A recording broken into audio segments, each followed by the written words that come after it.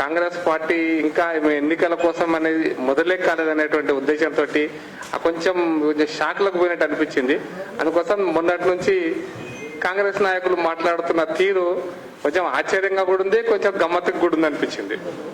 నిన్న కోమటిరెడ్డి వెంకటరెడ్డి గారు అది మరి ఆయనకి ఎవరు చెప్పారో కలబడ్డదో రాత్రి ఏమన్నా అయిందో నాకు తెలియదు, కానీ 22వ తారీఖు కేసీఆర్ ఢిల్లీ పోతుండు, బీజేపీతో బీఆర్ఎస్ కొత్త అయిపోతుందని. ఫ్లైట్ ఆయనే బుక్ చేసిండు, టికెట్ ఆయనే బుక్ చేసిండు, ఢిల్లీలో ప్రైమ్ మినిస్టర్ అపాయింట్మెంట్ ఆయనే బుక్ చేసిండు, మాజీ ముఖ్యమంత్రికి అన్ని ఆయన టీవీలలోనే మీడియా కాన్ఫరెన్స్లోనే అన్ని తయారు చేసేసిండు.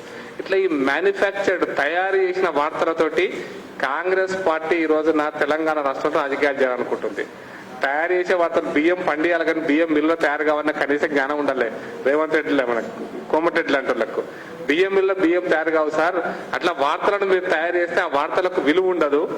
మీరు కేంద్ర రాష్ట్ర మంత్రిగా పనిచేసారు, ఒక పార్లమెంట్ సభ్యుడిగా పనిచేసినారు, రాష్ట్రంలో సీనియర్ నాయకుడు సీనియర్ ఎమ్మెల్యే అని చెప్పుకుంటారు, రాష్ట్ర మంత్రిగా పనిచేసిన వారు.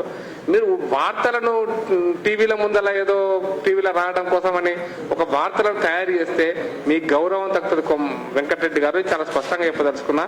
ఈ రకమైనటువంటి ప్రచారం చేసి బీజేపీ యొక్క ఇమేజ్ తగ్గించడానికో, లేదా బీజేపీ కాంగ్రెస్ మధ్యలో ఉన్నటువంటి పోరాటం బీజేపీ అత్యధిక సీట్లు గెలుస్తుంది తెలంగాణ రాష్ట్రంలో అనేటువంటి అభిప్రాయం నుంచి ప్రజలను మళ్లించడానికి ఇంకా బీఆర్ఎస్ బీజేపీ గెలుస్తుందనేటువంటి తప్పుడు ప్రచారం చేస్తున్నారు.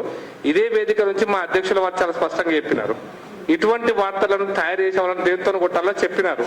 ఇంకా మీకు అది వినింటారు కూడా, నాకు అర్థమైనంత వరకు మీకు వినింటారని అనుకుంటున్నా. అది కూడా మీకు అర్థం కాకపోతే మా సంజయ్ గారు చూపించారు, ప్రజల ముందు చూపించారు, దేంతో ఏం చేస్తే మంచి ఉంటుందని మా సంజయ్ గారు చూపించారు. దానికి కూడా మీకు అర్థం కాకపోతే చూసి మా సంజయ్ గారు చూపించారంటేనే మీరు చూసింటారని అనుకుంటున్నా. అది కూడా చూసిన తర్వాత కూడా మీరు ఇటువంటి మాటలు మాట్లాడుతున్నారంటే మీరు దేనికి రెడీ అవుతున్నారని మాకు అర్థమైపోయింది. మీ తయారీ దేనికోసం మాకు అర్థమైపోయింది. అందుకోసం మీ ఆ తయారీలో ఉంటే మేము కూడా ఈ తయారీలో ఉంటామని మాత్రం చెప్పదలుచుకున్న. ఆ భాషను మళ్ళీ రిపీట్ చేయడం బాగుండదు. కాబట్టి నేను చాలా స్పష్టంగా చెప్తున్నా, కేసీఆర్ గారు బీఆర్ఎస్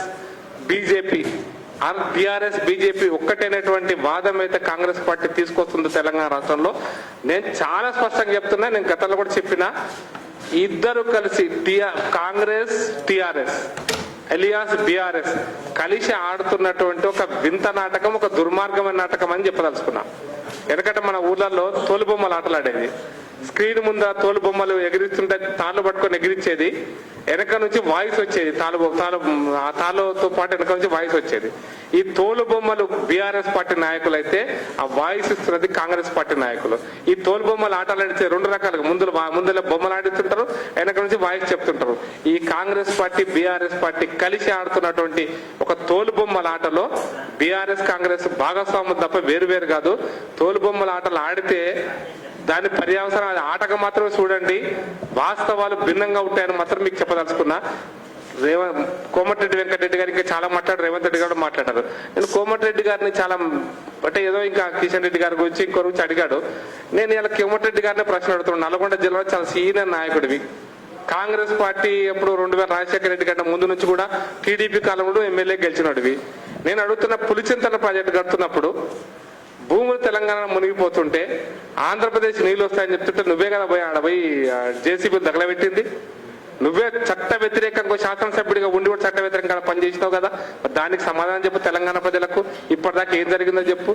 అంతేందుకు ఎస్ఎల్బీసీ ప్రాజెక్ట్ కంటే ముందు ఎస్ఎల్బీసీ ప్రాజెక్టు నిర్మాణం జరుగుతున్నప్పుడు కూడా పుట్టంగంటి దగ్గర లిఫ్ట్ చేసి నీళ్ళు వస్తున్నాయి. కానీ అదే కాంగ్రెస్ ఎన్టీ రామారావు కాలంలో మొదలైంది ఎస్ఎల్బీసీ ప్రాజెక్ట్ అనేది. మరి నువ్వు 10 ఏళ్ళు నువ్వు కాంగ్రెస్ ప్రభుత్వం ఉంది కదా 2004 నుంచి 2014 దాకా. మరి కోమటిరెడ్డి గారు మీరు ఎమ్మెల్యేలో ఉన్నారు, మంత్రిగా ఉన్నారు, కొట్లాడిందో కొట్లాడి తెలంగాణ తెచ్చుకున్నారు. అదే కొట్లాడి తెలంగాణ ఎందుక? నల్గొండ ప్రజలకు కొట్లాడి ఎస్ఎల్బీసీ ఎందుకు తెలియదు అంటున్నా. నీకు దమ్ము లేదా? నీకు చేత కాలేదా? నీకు నువ్వు అసమర్థుడివా? అసలు నేనేమంటున్నా ఫైనల్ గా నీకు దమ్ము లేదు, నీకు చేత కాలేదు, నువ్వు అసమర్థుడి కాబట్టి ఎస్ఎల్బీసీ ప్రాజెక్టు టన్నెల్ పూర్తి చేయలేకపోయినావు.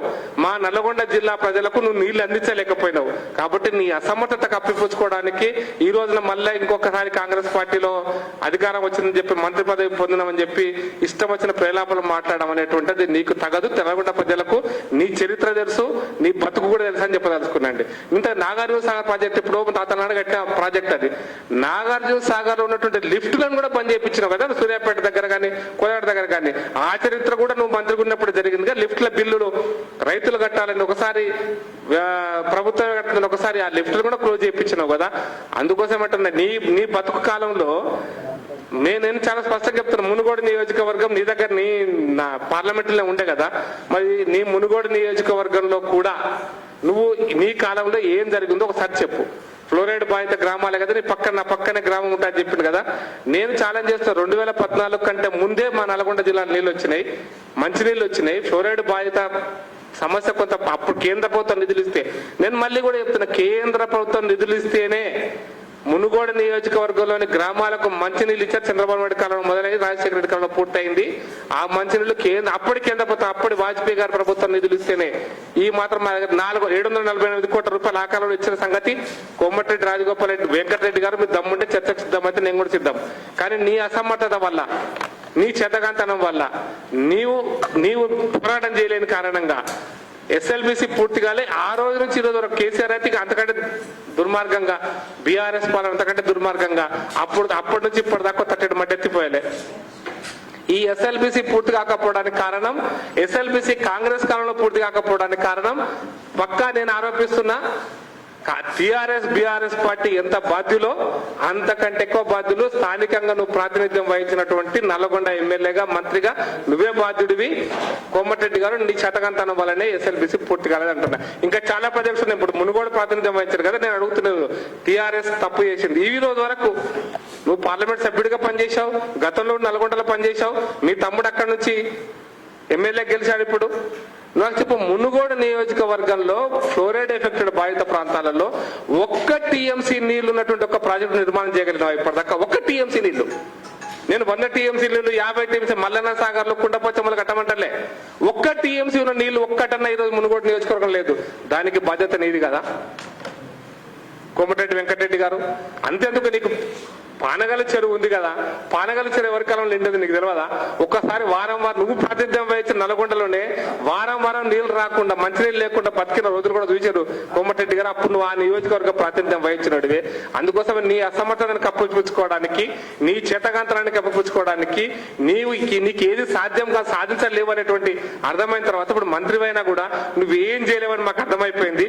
అందుకోసమే చెప్తున్నా, ఇప్పుడు ఈ పిచ్చి ప్రలాపనలు మరి ఏదో బీజేపీ బీఆర్ఎస్ ఒకటే, బీజేపీ కాంగ్రెస్, బీఆర్ఎస్ బీజేపీ ఒకటే రాజకీయాల్లో పొత్తు పెట్టుకుంటారని తప్పుడు ప్రచారం చేస్తే, నేను మళ్ళీ చెప్పిన మా అధ్యక్షుల వారు ఏం చెప్పారో, మా గత అధ్యక్షులు ప్రస్తుత ఆల్ ఇండియా జనరల్ సెక్రటరీ గారు ఏం చెప్పారో దానికి సిద్ధం అయితే మంచిగుంటది. లేకపోతే ఇటువంటి పిచ్చి ప్రలాపనలు బంద్ చేశామని మేము విజ్ఞప్తి చేస్తున్న బీజేపీ రాష్ట్ర కార్యదర్శిగా. అది అర్థమైతే మంచిది, అర్థం కాకుంటే మేము ఖచ్చితంగా రాబోయే రోజులలో ఏ చర్యకైనా, మేము ఎటువంటి నిర్ణయాలకైనా, ఎటువంటి చర్యకైనా మేము సిద్ధంగా ఉంటామని చెప్పదలుచుకున్నా. ఒక్క నల్గొండ జిల్లాలో ఈ రోజు వరకు నేను ఇంకా ఒక మాట చెప్తా. నల్లగొండ జిల్లాలో రైల్వే ట్రాక్ ఉంది. నల్లగొండ జిల్లా నుంచి 2 నేషనల్ హైవేస్ పోతున్నాయి. 2 ఒకటి నల్లగొండ నకరగల్ నుంచి నార్కెట్పల్లి నుంచి విజయవాడకి, ఇంకోటి అద్దంకి వరకు. నల్లగొండ జిల్లాలో ఈ రోజుకి ఒక్క ఫ్యాక్టరీ నీ కాంగ్రెస్ కాలంలో. అని ఇక్కడ మెదక్ పోతే జహీరాబాద్ నుంచి బాంబే రోడ్డు కర్ణాటక పోయేదాకా ఫ్యాక్టరీలు ఉన్నాయి కదా. నల్లగొండలో ఒక్క ఫ్యాక్టరీ చూపెట్టండి మీరు కట్టించింది, ఒక్క ఫ్యాక్టరీ. అదేదో పోలీసులు విడిచిపెట్టాడు మా అమిత్ షా గారు మిర్యాల కూడా ఒక డాక్టర్ రెడ్డిస్ ఫ్యాక్టరీ తప్పిస్తే ఒక్క ఫ్యాక్టరీ ఉన్న దివీస్ లాబొరేటరీస్ ఇక నీ చేతుల పని. పోలీసులు విడిచిపెట్టుడైనా, తాగిపిచ్చుడైనా పొల్యూషన్ వాటర్ తప్పిస్తే ఒక 2 ఫార్మా ఇండస్ట్రీలు పొల్యూషన్ విడిచిపెట్టేస్తే ఒక్క ఇండస్ట్రీని కూడా తీసుకురాలేని అసమర్థుడి నువ్వు. ఒక ఎకరానికి నీళ్ళు ఇప్పేలు అసమర్థుడి నువ్వు. ఒక ఎకరానికి నీళ్ళు ఇప్పేయలేకపోయినావు. నువ్వు ఎంపీగా ఉన్నావు, ఎమ్మెల్యేగా ఉన్నావు.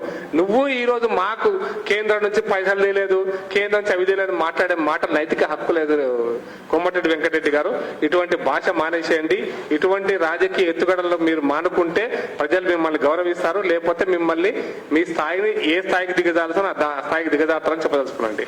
ఈరోజు నిన్న ముఖ్యమంత్రికి కూడా సడన్ గా మా యాత్ర చూడంగానే ఆ కొడంగల్కు మా విజయ సంకల్ప యాత్ర వస్తుందని తెలియంగానే పెట్టుకున్నాడు సార్ కొడంగల్లో నిన్న యాత్ర. ముఖ్యమంత్రి గారు 80 రోజులు అవుతుంది, గౌరవిద్దాం, మేము కూడా గౌరవిద్దామని అనుకున్నాం. ముఖ్యమంత్రి గారిని 100 రోజులు అన్నాడు, 100 రోజుల కాలంలో మాకు టైం ఇవ్వాలి కదా అన్నాడు. మేము కూడా టైం ఇద్దాం అనేటువంటి ఉద్దేశంతో 100 రోజుల తర్వాత మాట్లాడదాంలే, ఇప్పుడు తొందరగా ముందు ముఖ్యమంత్రి గారు కొంచెం అమలు చేయాలనేటువంటి దీంతో ఉండడని మేము అనుకున్నాం. దురదృష్టం అంటే నిన్న కేసీఆర్ తోకదొక్కినట్టుంది నాకు అనిపించింది రేవంత్ రెడ్డి గారు. వాడంటే చెప్పు తీస్తారట, వీడంటే చెప్పుతో కొడతారంట. వాడు వీడి భాష మళ్ళీ మొదలైంది రేవంత్ రెడ్డి గారి గురించి. నేను మళ్ళీ రేవంత్ రెడ్డి గారికి నా బీజేపీ నాయకుడు చెప్పదలుచుకున్నాను, ఈ భాష కేసీఆర్ వాడి ఏం బతకైందో కేసీఆర్ది మీరు చూసినారు, కేసీఆర్ ఏడుండో చూస్తున్నారు. ఇప్పుడు మీకు కూడా అంతకంటే తొందరగా మీకు గతి పట్టాలంటే ఇటువంటి భాష మాత్రం మీరు మాట్లాడకండి దయచేసి. పట్టకుండా ఉండాలంటే ఇటువంటి భాష మాట్లాడకండి దయచేసి. వాడు వీడని మా పార్లమెంట్ సభ్యులను దుర్మార్గంగా సంపాదించడం మొదలు పెడితే మేము కూడా ఏ భాషను మాకు కూడా వచ్చు భాష, మేము కూడా తెలంగాణ బిడ్డలమే, మాకు కూడా భాష వచ్చు, కానీ ఆ భాష రాజకీయ మర్యాద కాదని మేము చెప్పదలుచుకున్నామండి. రెండో పాయింట్, పాలమూరుకి జాతీయ హోదా ఇవ్వలేదని ఎవరో ఇస్తామన్నారు, గతంలో మోడీ ఇస్తానని. అలా తెలియదు, ఇంకా అప్పుడు రాజకీయాలు ఆయన ఎక్కడుండో నాకు తెలియదు. కానీ నేను ఒక విషయం నేను మీ ముందు అదే కొడంగల్ నిన్న బహిరంగ సభలో అదే వేదిక నాకు గుర్తున్నంత వరకు 2009 ఎన్నికల కంటే ముందు, 2009 టీడీపీతో పొత్తు పెట్టుకున్న ఎన్నికల కంటే ముందు కేసీఆర్ గారు నల్గొండ మన పాలమూరు పార్లమెంట్ నియోజకవర్గం నుంచి పోటీ చేసినాడు. అప్పుడు కేసీఆర్ గారు రేవంత్ రెడ్డి గారు జాన్ జిగ్రీలు అదే కొడంగల్లో ఇదే పిలిపించినాడు. ఇక్కడ 50,000 వస్తే కానీ కేసీఆర్ గారు ఎంపీ గెలవడని గెలిపించినాడు. రేవంత్ రెడ్డి గారు మీరే కేసీఆర్ గెలిపించిన దాంట్లో బాధ్యులు, మీరు భాగస్వాములు కూడా. మరి వచ్చి మాకు ఉపన్యాసం ఇస్తే ఎట్లన్నా? మీరిద్దరు కలిసే గెలిపించారు కదా కేసీఆర్ గారిని. నువ్వు ఉన్నావు కదా అక్కడ, నువ్వు శాసనసభ్యుడు గెలిచినావు, కేసీఆర్ గారు ఎంపీ గెలిచారు. అదే పార్లమెంట్ నియోజకవర్గంలో కేసీఆర్ గారు ఎంపీ గెలిచారు కదా. మరి మీ బంధం ఫెవికల్ బంధమా, మా బంధం ఫెవికల్ బంధమా? రేవంత్ రెడ్డి గారు ఒకసారి గుర్తుంచుకోవాలా. అదే గడ్డ మీద అదే కొడంగల్ నుంచి మాట్లాడినావు కదా. మరి 5 సంవత్సరాలు 10 సంవత్సరాలు గడవంగానే ప్రజల్ని మాటలు మీరు చేసిన పనులు మర్చిపోయారని అనుకుంటే అంతకంటే ఇంకోటి లేదు. ప్రజలు ఖచ్చితంగా గుర్తుపెట్టుకుంటారు. మీరు అబద్ధాలు మాట్లాడుతుంటే ఈ అబద్ధాల కోర్లకు ఎటువంటి పరిస్థితి తీసుకురావాలి, అటువంటి పరిస్థితి తీసుకొస్తారు. నేను అడుగుతున్నా రేవంత్ రెడ్డి గారిని, మీరు టీడీపీలో ఉన్నప్పుడు మరి ఎందుకు తెలంగాణ ప్రాజెక్టులు పోయినాయి? మీరు కాంగ్రెస్ లో వచ్చి మీరు టీడీపీలో పనిచేసిన రోజులు జూరాల ప్రాజెక్ట్ ఏమైంది? నేను ఎన్టీ రామారావు గారు బహిరంగ సభ్యుని వెనకట చాలా చిన్న 10 నుంచి చాలా చిన్నగా ఉన్నప్పుడు భీమా, జూరాల, నెట్టంపాడు, లేకపోతే Rajolipatnam diversion canal, Srisailam left bank canal, ఎన్నో చెప్తుంటే ఓహో చాలా అద్భుతమైన తెలంగాణ, ముఖ్యంగా మా దక్షిణ తెలంగాణకు నీళ్లు వస్తాయి, కరువు ప్రాంతం నీళ్లు వస్తాయని. కానీ కరువు ప్రాంతంలో ఇప్పటి వరకు మీ కాలంలో కూడా టీడీపీ కాలంలో, మీరు టీడీపీ ఉన్న 10 సంవత్సరాలు కావచ్చు, మీరు టీడీపీ లేని 10 సంవత్సరాలు కావచ్చు, కాంగ్రెస్ 10 సంవత్సరాలు కావచ్చు, ఏం జరిగింది? మీరు కొట్లాడింది ఏంది? పాలమూరు జిల్లా కోసం మీరు చేసిన పోరాటం ఏందో చెప్పండి. ఈ రోజున కొడంగల్ నియోజకవర్గాన్ని ఇంట్రెస్టింగ్ ఏంటంటే ఈ రోజు వరకు కూడా తెలంగాణ రాష్ట్రంలో అత్యంత వెనుకబడ్డ నియోజకవర్గాలు ఏమైనా ఉన్నాయి అంటే అది మొదటి నియోజకవర్గం కొడంగలే అంటాం. కొడంగల్ అంత అంటే వెనుకబడ్డ నియోజకవర్గం కర్ణాటక బార్డర్ ఉంటుంది, ఏది లేదు, చాలా తక్కువ నియోజకవర్గం అట్లా లెక్క పెట్టేది. అటువంటి నియోజకవర్గానికి ప్రాతినిధ్యం వహించిన మీరు ఆ నియోజకవర్గ సమస్యల కోసం పోరాటం చేయకుండా, ఆ నియోజకవర్గ సమస్యలను ఎప్పుడు పట్టించుకోకుండా ఈ రోజు పాలమూరు ఎత్తిపోతలకు జాతీయ హోదా ఇవ్వాలని చెప్పి మీరు మాట్లాడితే దయ్యాలు మన వేదాలు బలిచ్చినట్టే, లేదా నెత్తి బీరకాయలు ఎత్తున్నట్టే, అంది ఎత్తుంటో గంతే ఉన్నట్టు అనిపిస్తుంది. ఎందుకంటే జాతీయ హోదా మేము చాలా సందర్భాల్లో చెప్పినాం. జాతీయ హోదా ఏ ప్రాజెక్ట్ రావడానికి కొన్ని గైడ్ లైన్స్ ఉంటాయి. మీరు 80 రోజులు ముఖ్యమంత్రి అయినరు, 80 రోజులలో మీ నీటిపారుదల మంత్రిత్వ శాఖతోటి రివ్యూ పెట్టిందని అనుకుంటున్నా. రివ్యూ పెట్టినప్పుడు జాతీయ హోదా ఏ పద్ధతిలో ఇస్తారు, జాతీయ హోదా ఇవ్వడానికి ఉన్నటువంటి నిబంధనలు ఏంటి, సూత్రాలు ఏంటి, కాంగ్రెస్ పార్టీకి బాగా తెలుసు కదా. కాంగ్రెస్ పార్టీ అప్పుడు పరిపాలించలేదు. కాంగ్రెస్ పార్టీ కాలంలో బాక్రానంగల్ వచ్చింది కదా, కాంగ్రెస్ పార్టీ కాలంలో ఇరాకుడు వచ్చింది కదా, కాంగ్రెస్ పార్టీ కాలంలో ఇంకా నాగార్జున సాగర్ ఇంకా చాలా ప్రాజెక్టులు వచ్చినాయి కదా. ఇవన్నీ ఎన్ని జాతీయ హోదాలు వచ్చినాయి చెప్పండి. జాతీయ హోదా ఇవ్వడానికి కొన్ని నిబంధనలు నియమావళి ఉంది కదా, దానికి తెలియదా? అది కూడా నువ్వు రివ్యూ మీటింగ్ లో తీసుకోలేకపోయినా అంటే నువ్వు ముఖ్యమంత్రి కూడా అసమర్థులని అనుకుంటాం. అంటే ఈ రివ్యూ మీటింగ్ లో జాతీయ హోదా తీసుకురావడానికి నియమ నిబంధనలను కూడా నువ్వు అర్థం చేసుకోలేదు, తెలుసుకోలేకపోయినావంటే నువ్వు అసమర్థ ముఖ్యమంత్రిగా భావించాల్సి వస్తుంది. ఇంకా మాట్లాడితే నువ్వు ఎంత జగ్గారెడ్డి గారు మాట్లాడుతున్నారు, మేము 80 రోజులు వచ్చి బస్ ఎక్కి చూస్తే ఇంకా బస్ ఎక్కి నువ్వు బస్ ఎక్కి చూస్తే మీ ఆ పదం కిషన్ రెడ్డి గారు సతీమణి గురించి మాట్లాడినాడు. మీ సతీమణిని బస్ ఎక్కి చూపించు, మీ సతీమణిని ఇంకో దగ్గర పంపించి చూపించు, అక్కడ మీ అమలు జరుగుతున్న గ్యాస్ గురించి తెలుస్తుంది, మీరు అమలు అవుతున్న బియ్యం గురించి తెలుస్తుంది. నేను బాధతో చెప్తున్నా మాట. ఎందుకు చెప్తున్నా అంటే రేవంత్ రెడ్డి గారు స్టేట్మెంట్ నా దగ్గర ఉంది, ఎలక్షన్ సందర్భంగా మాట్లాడు. సోదరులారా, కేసీఆర్ గారు మొత్తం అప్పు మాఫీ చేస్తా అంటుండే ఎన్నికల లోపల. ఆయన మాఫీ చేయమను, మాఫీ చేయగా తెల్లారే పోయి మీరు రైతుల దగ్గర, మీ రైతులందరూ బ్యాంకు దగ్గరికి వెళ్ళి అప్పు తెచ్చుకోండి, నేను డిసెంబర్ 9వ తారీఖు నాడు బ్యాంకు రుణాలు నేను మాఫీ చేస్తున్నా, ఇవాళ తెచ్చుకోండి, 9వ తారీఖు నాడు మీరు రుణాలు మాఫీ చేస్తున్నా అన్నాడు. ముఖ్యమంత్రి మాటలా ఇంకొకరి మాటలా ఇవన్నీ? మీరే మాట్లాడేది కదా, మీ ముఖ్యమంత్రి గారు మాట్లాడగా. జగ్గారెడ్డి గారు చదువుకో ఒకసారి, తెలుసుకో ఒకసారి, మాట్లాడే ముందు నోరు జారి మాట్లాడితే మాకు కూడా నోరు ఉంది మాట్లాడడానికి. కానీ జగ్గారెడ్డి గారు మీరు 100 రోజుల లోపు అన్నారు. 100 రోజుల లోపు అంటే నీకు అర్థం కాలేదా? నీకు తెలుగు తెలియదా? చదువుకున్నావా, చదువుకోలేదా? నువ్వు అసలు నువ్వు ఎమ్మెల్యేగా పనిచేసినావా? నేను అడుగుతున్నా. ఇటువంటి సిగ్గుమాలిన ఎమ్మెల్యేలు అందుకోసం ప్రజలు కొట్టి నేను అంటున్నా. అందుకోసం ప్రజలు ఇలాంటి సిగ్గుమాలిన ఎమ్మెల్యేలను లోగా అంటే అర్థం తెలియదు. 100 రోజుల లోగా 6 గ్యారంటీలు 13 ఇవి పరిష్కరిస్తామన్నారు. 13 వాగ్దానాలు పరిష్కరిస్తామన్నారు. నువ్వు 13 వాగ్దానాలు బస్సు ఇచ్చినా మరి రేషన్ కార్డు ఎందుకు వెళ్ళేది అన్న? ఇది ఎందుకు వెళ్ళేది ఇప్పటిదాకా? కరెంట్ ఎందుకు వెళ్ళేది ఇప్పటిదాకా? గ్యాస్ ఎందుకు వెళ్ళేది ఇప్పటిదాకా?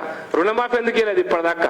ధరణి ఇంకా డిసెంబర్ 1వ తారీఖు నాడు ఇప్పుడున్న ముఖ్యమంత్రి నాయకత్వంలో గవర్నర్ దగ్గర పోయినారు. పోయి గవర్నర్ కేసీఆర్ దగ్గర పెద్ద మూట ఉందట, ఆ మూటలో 15,000 కోట్ల రూపాయలు ఉన్నాయట. ఆ మూటను కేసీఆర్ ఎత్తుకపోతాడేమో, మీరు ఆపండి అని చెప్పి గవర్నర్ రిప్రజెంటేషన్ ఇక పోయింది. ఆధార మంత్రులు ఎమ్మెల్యేలు అందరు ఇప్పుడు గెలిచిన వాళ్ళు. ఏమైంది మరి? కేసీఆర్ దగ్గర మూట లేదా? ఆ 15,000 కోట్ల రైతులకు ఎదిగిస్తారు అంటే ఇప్పటికే సమాధానం చెప్తారు రేవంత్ రెడ్డి గారు అసెంబ్లీలో. మీరు ఇయ్యలేదా మార్చేదాకా? అరే నువ్వు మార్చేదాకా ఇస్తా మరి నువ్వేం చెప్పినావు అంటే వాళ్ళు చేసే పద్ధతిని కూడా చేస్తావా? మేము డిసెంబర్లో ఇస్తా ఉన్నారు, మీరు మార్చేదాకా ఇయ్యలేదా? గత 2014లో ఎప్పుడు, 19 ఇప్పుడు ఇచ్చిండ్రు, 20లో ఇప్పుడు ఇచ్చిండ్రు, 21 ఇప్పుడు ఇచ్చిండ్రు చరిత్ర చెప్పినారు కదా. అది ఆ తప్పు పని చేసినందుకే కదా మీకు ప్రజలు ఓటేసింది. టీఆర్ఎస్ చేసే తప్పుల బేసి ఆధారంగానే కదా మీకు ఓటేసింది. మరి మీరు కూడా అదే తప్పులు చేస్తుంటే వాళ్ళకైతే మీకు పడుతుంది ఖచ్చితంగా చెప్పదలుచుకున్నాండి. అందుకోసం మీరు చేసిన వాగ్దానం నిలబెట్టుకోకుండా ఇష్టం వచ్చినట్టుగా జగ్గారెడ్డి లాంటి వాళ్ళు మాట్లాడితే 100 రోజుల లోగా నీ 13 వాగ్దానాలు అమలు చేస్తున్నామంటే ఆ రోజులో కూడా పూర్తి కావాలని అర్థం. జగ్గారెడ్డి గారు నాకు అర్థమైంది, ప్రజలకు అర్థమైంది కూడా అదే. కాకపోతే నేను 1 చేసినా, నేను 2 చేసినా, ధరణి గురించి ఇప్పటిదాకా బాధాకరం. నీకు జగ్గారెడ్డి గారు నువ్వు చూడాలి ధరణి గురించి. ఓహో ఆహా ఎన్ని ఉపన్యాసాలు ఇచ్చుంటారు ముఖ్యమంత్రి గారు. ఈ రోజు వరకు జ్యుడిషియల్ ఎంక్వైరీ కోసం ఉత్తరం రాసి చీఫ్ సిట్టింగ్ జడ్జి కావాలని చేసింది తప్ప ఇప్పటిదాకా ధరణికి ఒక కమిటీ చేసింది. వాళ్ళు ఇంటర్నల్ కమిటీ, మాకే సంబంధం ప్రజలకే సంబంధం, ఇంటర్నల్ కమిటీ చేసుకొని ఆ కమిటీ రిపోర్ట్ వచ్చిందని ఈ ధరణిని ఇప్పటిదాకా 1% కూడా మార్చకుండా ఇంకా రైతులు అదే ఇబ్బంది పెట్టుకుంటా మేము ఏమంటారు ప్రజాభవన్ పిలిపిస్తుంటే ప్రజాభవన్ పిలిపిస్తేంది, ఇంకోటి పిలిపిస్తేంది. మీరు చేసినటువంటి ఈ పాపాలు జగ్గారెడ్డి గారు, మీరు మీ పార్టీ మీద ప్రజలకు విశ్వాసం సన్నగిలుతున్న నేపథ్యంలో పార్లమెంట్ ఎన్నికల లోపల తెలంగాణ ప్రజలు మిమ్మల్ని ఓడగొడతారనే భయంతో ఇష్టం వచ్చినట్టు మాట్లాడుతున్నారు. మా విజయ సంకల్ప యాత్ర విజయవంతం అవుతుంది కాబట్టి ఈ ప్రేలాపన బంద్ చేసేయండి. మీరు అధికారంలోకి వచ్చిండ్రు, మీరు చెప్పిన వాగ్దానాలు అమలు చేయండి. అమలు చేయకపోతే ప్రశ్నించే అధికారం మాకుంది అంటున్నా. మా కిషన్ రెడ్డి గారికి ఉంది, మా సంజయ్ గారికి ఉంది, మాకు ఉంది, ప్రతి బీజేపీ కార్యకర్తకు ఉంది. మీరు చెప్పిన వాగ్దానాలు అమలు చేయకపోతే ప్రశ్నించే అధికారం మాకు ఇచ్చారు, మేము ప్రశ్నిస్తూనే ఉంటాం.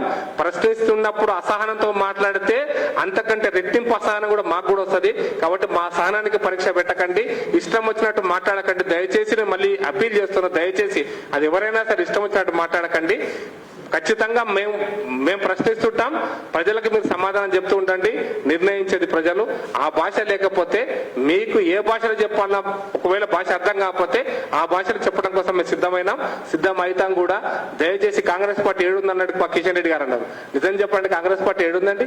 నేను చెప్తా కాంగ్రెస్ పార్టీ ఏడుందనే సంగతి రాబోయే రోజుల్లో వస్తుంది.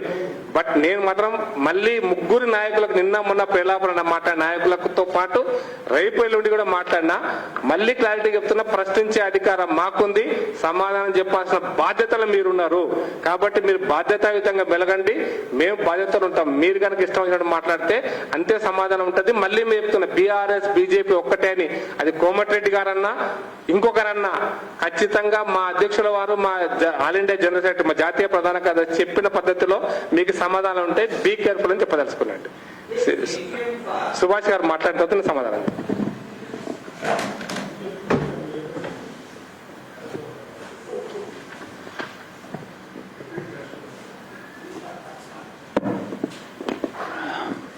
మీడియా మిత్రులకి అందరికి నమస్కారం.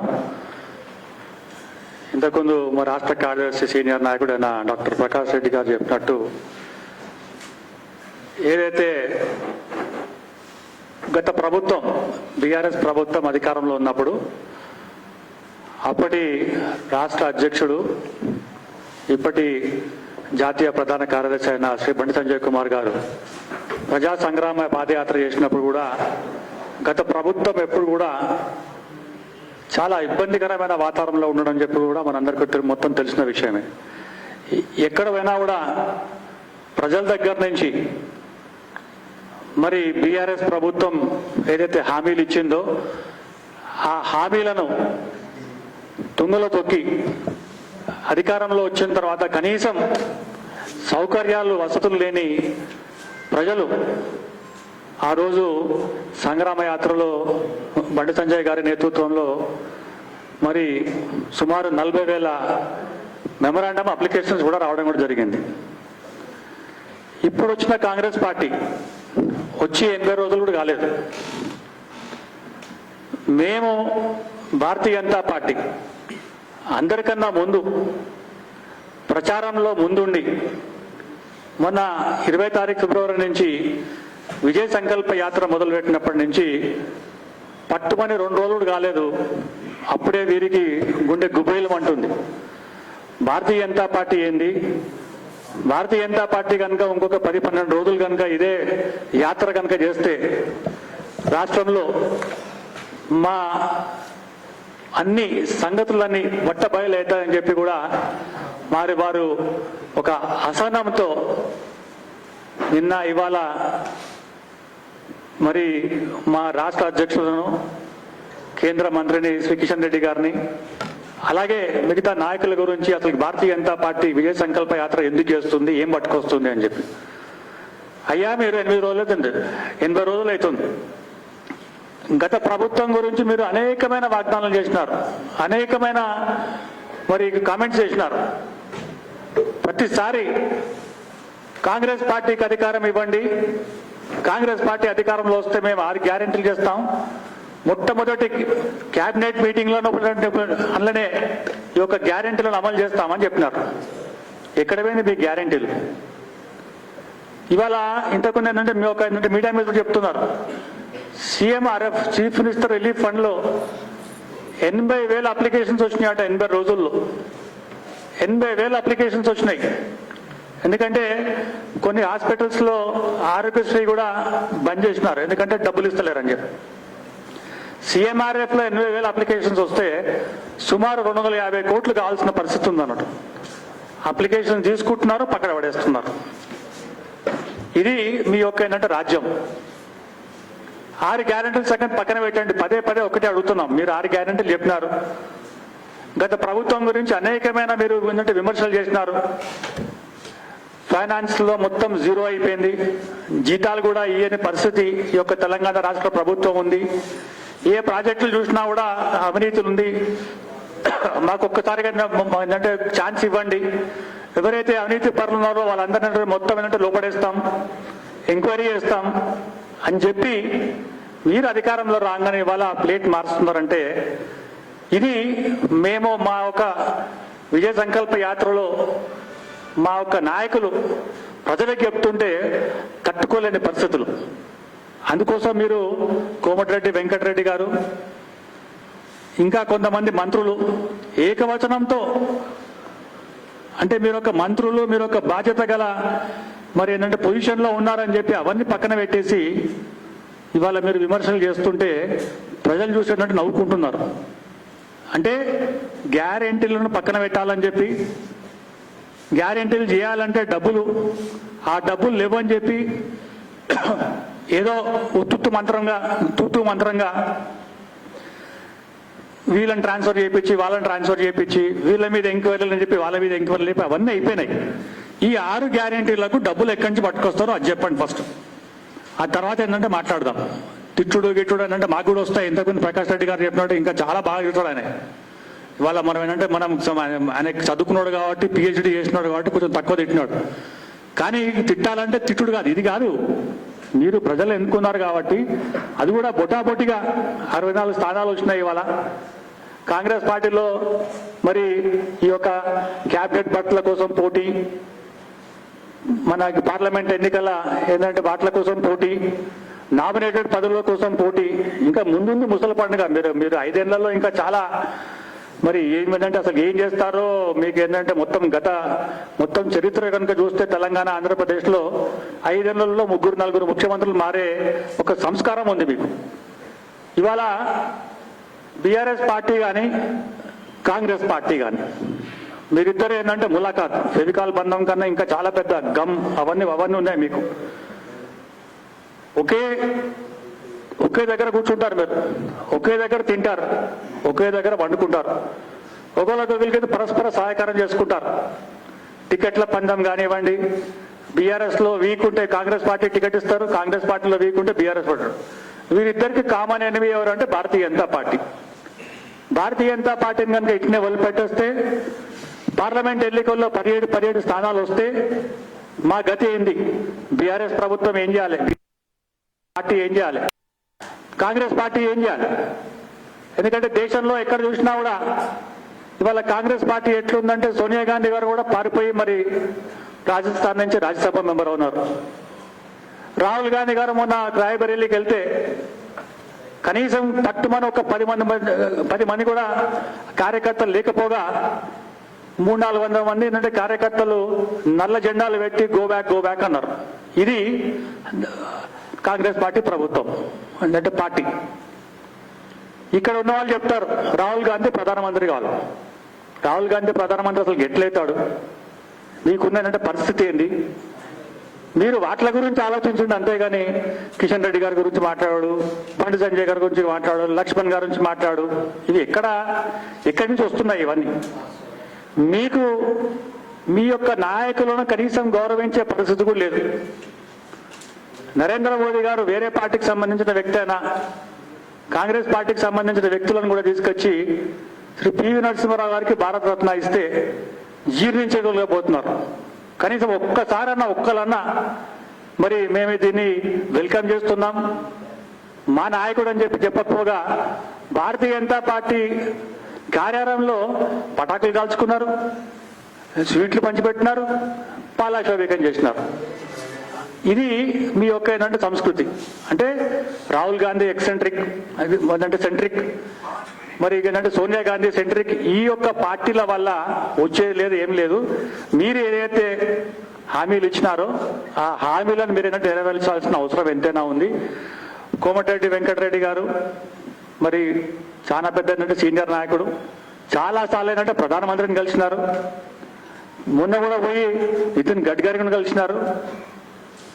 మరి ఎన్నో అభివృద్ధి కార్యక్రమాలు అంటే ప్రజలకు మనం ఏదైతే హామీలు ఇచ్చినామో ప్రజలు బాగుంటేనే రాష్ట్రం బాగుంటుంది, రాష్ట్రం బాగుంటేనే దేశం బాగుంటుంది, దేశం బాగుంటేనే మనం ఒక సూపర్ ఎకనామిక్ పవర్గా అవుతామని చెప్పి ఎన్నికల ముందైనా కూడా మరి ఎయిమ్స్ కానివ్వండి, రీజనల్ రింగ్ రోడ్ కానివ్వండి, ట్రైబల్ యూనివర్సిటీ కానివ్వండి, టోల్ గేట్స్ కానివ్వండి, ఇవన్నీ తెలంగాణ రాష్ట్రం అభివృద్ధి చెందాలని చెప్పి 9,50,000 కోట్ల రూపాయలు ఈ యొక్క గత 10 సంవత్సరాల్లో ఇచ్చినారు. మోదీ గారు చాలా క్లియర్గా చెప్పినారు, గత 10 సంవత్సరాలు మనం ఏం చేసినాం రిపోర్ట్ కార్డు ఇచ్చినారు. వచ్చే 5 సంవత్సరాల్లో కూడా ఏం చేస్తున్నాం అని చెప్పి కూడా ఒక క్లియర్ కట్ మేనిఫెస్టో టైపు ఒక ఏంటంటే ప్లాన్ కూడా ఇచ్చినారు. కాంగ్రెస్ పార్టీకి ఎక్కడుంది చెప్పండి?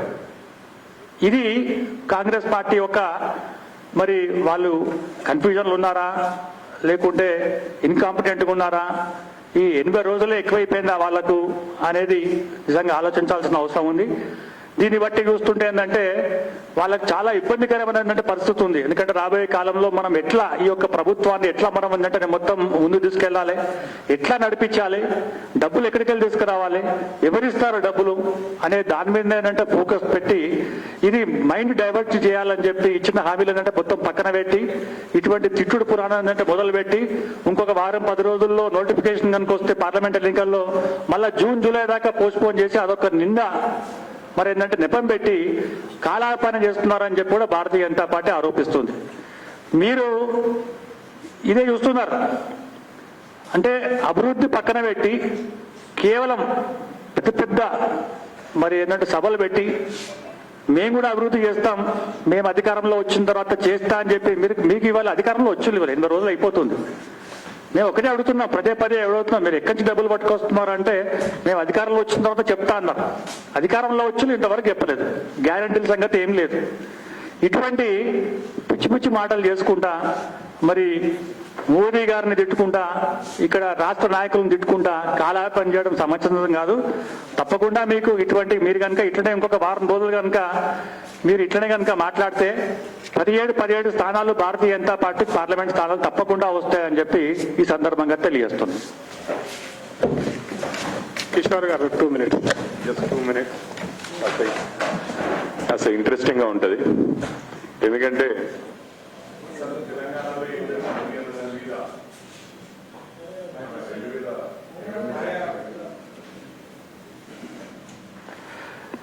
అసలు తెలంగాణలో ఏం జరుగుతుందనేది 2023 ఎలక్షన్ల కంటే ముందు నుంచి కూడా కొన్ని కథనాలు టేక్ ఓవర్ చేసినాయి.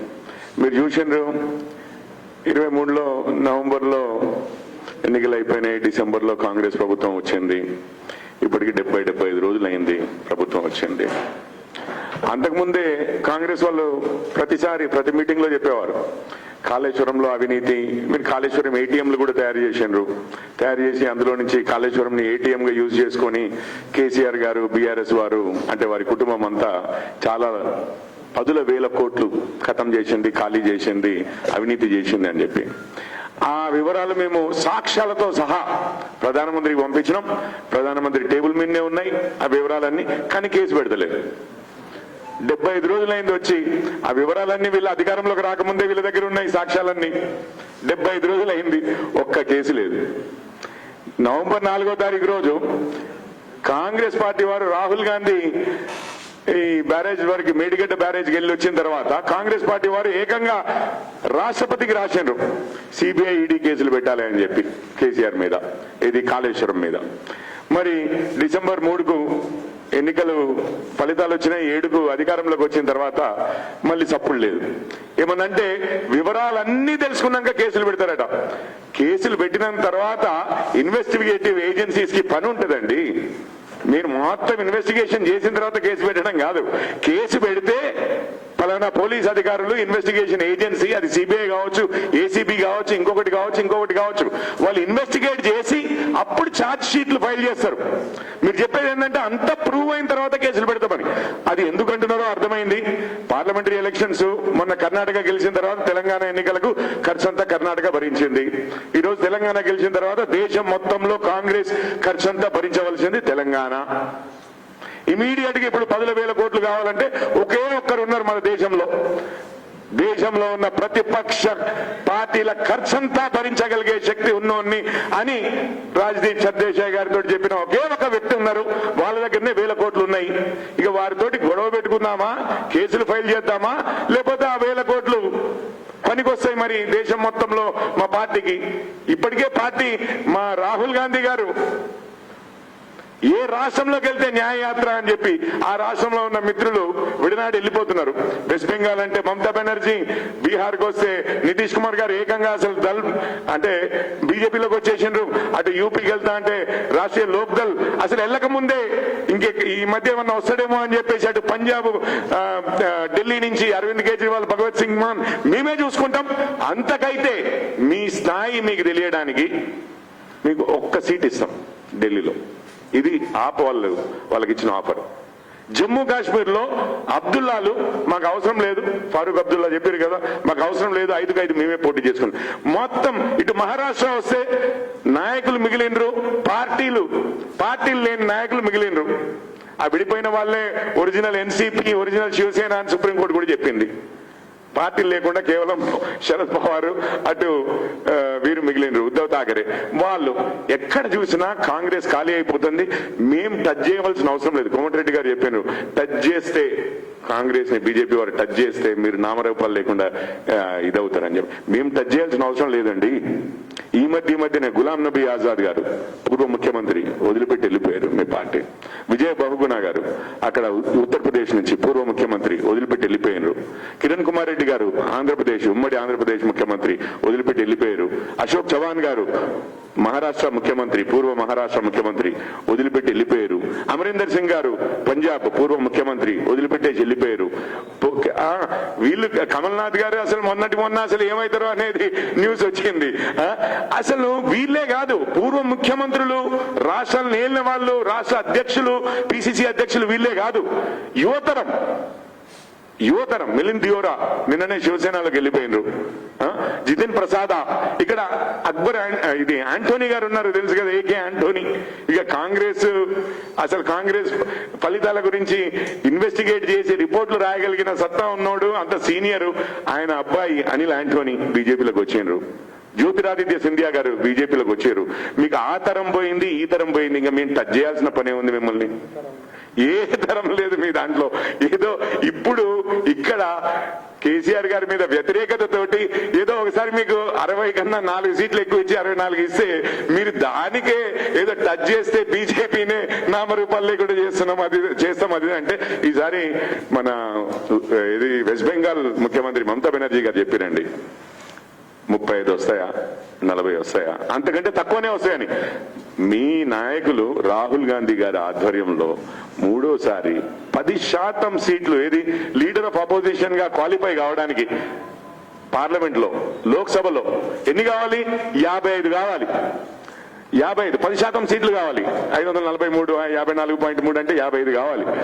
55 సీట్లకి 2 సార్లు తక్కువనే వచ్చినాయి. ఈసారి మూడోసారి వచ్చిన తర్వాత కూడా మరి ఆయన్నే తల మీద పెట్టుకుని మీరు ఇంకా ముందుకెళ్తామంటే మాకు సంతోషం, ఏం లేదు. ఇంకోసారి 4వసారి ఔరేక్ బార్ బీజేపీ అనే టైప్ లో అది మేమెందుకు ఇన్వాల్వ్ అయ్యి మిమ్మల్ని టచ్ చేయాల్సిన అవసరం ఏముంది? మీరు అంతకుముందు 7 19లో వెళ్ళి బీఆర్ఎస్ లో జాయిన్ అవుతారు, 12 మంది వెళ్ళి మళ్ళీ ఏది 14లో 18లో మళ్ళీ 12 మంది వెళ్ళి జాయిన్ అవుతారు. మిమ్మల్ని ఎవరు మన పార్టీ మన రాష్ట్రంలో ఎమ్మెల్యేలు వదిలిపెడుతూనే ఉన్నారు, పూర్వ ముఖ్యమంత్రులు వదిలిపెడుతూనే ఉన్నారు, యువతరము వదిలిపెడుతూనే ఉన్నది. మిమ్మల్ని టచ్ చేయాల్సిన అవసరం ఏముందండి కోమటిరెడ్డి గారు? ఈ రోజు అసలు జరుగుతున్న వ్యవహారం, ఢిల్లీకి వెళ్తున్నారు ముఖ్యమంత్రి గారు, ఢిల్లీకి వెళ్తున్నారు కేసీఆర్ గారు అంటే ఒకే ఒకటి, ఇవంతటా అసలు దేశంలో మొత్తం కాంగ్రెస్ ఎక్కడైతే కుప్పకూలిపోతుందో, మిత్రులు లేకుండా వెళ్తుందో, కేసీఆర్ గారు ఒకటి ఆశ్వాసన ఇవ్వడానికి వెళ్తున్నారు. ఒక కొత్త పార్టీ వచ్చి జాయిన్ అవుతుంది కూటమిలో, ఈ నెగిటివ్ న్యూస్ అంతా బరీ చేద్దాం, పొంద పెడదాం. ఒక కొత్త పార్టీ బీఆర్ఎస్, సరే మనం ఈ 4 రోజులు ఓపెన్ గా జాయిన్ అయితే నష్టమవుతుంది అనుకుంటే, పైసలు ఉన్నాయి నా మీద కేసులు పెట్టి ఇచ్చేసి మమ్మల్ని హింస పెట్టి ఆ పైసలు గవర్నమెంట్కి పోతాయి అనవసరంగా. ఎందుకు? మా దగ్గర వసూలు చేస్తే గవర్నమెంట్కి పోతాయి కేసులు పెట్టి, మంచిగా మీకు పనికొస్తాయి ఎలక్షన్లలో. నేను మొత్తం దేశం మొత్తం ఆపోజిషన్ ని స్పాన్సర్ చేయగలిగే అంత డబ్బు ఉంది మన దగ్గర, కాళేశ్వరం ఏటీఎం ఉంది కదా. మీరు కేసులు ఎందుకు పెడతారు? ఆ డబ్బులు ఎందుకు వృధా? ప్రభుత్వానికి పోతాయి, ప్రజలకు పోతాయి. హ్యాపీగా మీకు అవసరం ఉంది, నాకు కూడా కొంచెం ఇక్కడ కేసులు ఇదంతా రేవంత్ గారు అంతకుముందు మీ కాంగ్రెస్ వాళ్ళు చాలా మాట్లాడారు, కానీ కొంచెం విఘ్నతతోటి చేసుకుందాము అన్న టైప్లో. అందుకనే 75 రోజులు పట్టింది, ఒక్క కేసు లేదు. ఉండబోదు పార్లమెంటరీ ఎలక్షన్స్ లోపు ఉండబోదు. దాని తర్వాత మొత్తం కేసులన్నీ నిర్వీర్యం చేసేసి ఏదో చిన్న చిన్న ఆఫీసర్ల మీద పెట్టడం జరుగుతుంది. ఇది మాత్రము తథ్యము, ఇదే జరుగుతోంది.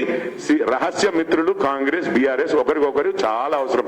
వీరేమో రక్షింపబడాలి, వారికేమో ఇన్వెస్ట్మెంట్ కావాలి, ఎలక్షన్ల ఖర్చులకు డబ్బులు కావాలి. ఇది విషయం అండి. నమస్కారం.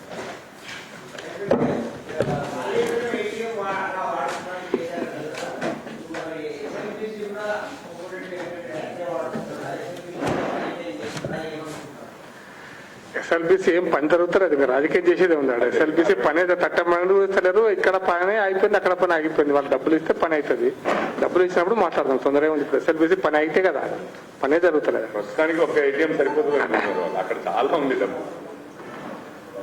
కాంగ్రెస్ పార్టీ బ్యాంక్ ఉంది కదా, అందులో ఎంత తీసుకున్నారు? బీఆర్ఎస్ బ్యాంక్ ఉంది కదా, బీఆర్ఎస్ బ్యాంకులకి ఎంత తీసుకొస్తా అనుకుంటారు కాంగ్రెస్ వాళ్ళు. అందుకోసం బీఆర్ఎస్ బ్యాంక్ బ్లాక్ మెయిల్ చేసి తీసుకునే ప్రయత్నం చేస్తారు అంతే. ఒక చిన్న పాయింట్ అండి, మీకు రాష్ట్రానికి అప్పులు కావాలంటే ఆర్బీఐ ఎఫ్ఆర్బిఎం రూల్స్ అవి ఇవి చెప్తుంది, కానీ ఆర్బీఐ దగ్గర రాష్ట్రానికి ఇవ్వడానికి 1000 కోట్లు లేకపోవచ్చు, కానీ కాంగ్రెస్ కు డబ్బులు కావాలంటే ఎక్కడున్నాయో వారికి తెలుసు. అందుకనే ఆ కేసులు ముందుకెళ్ళవు. Thank you.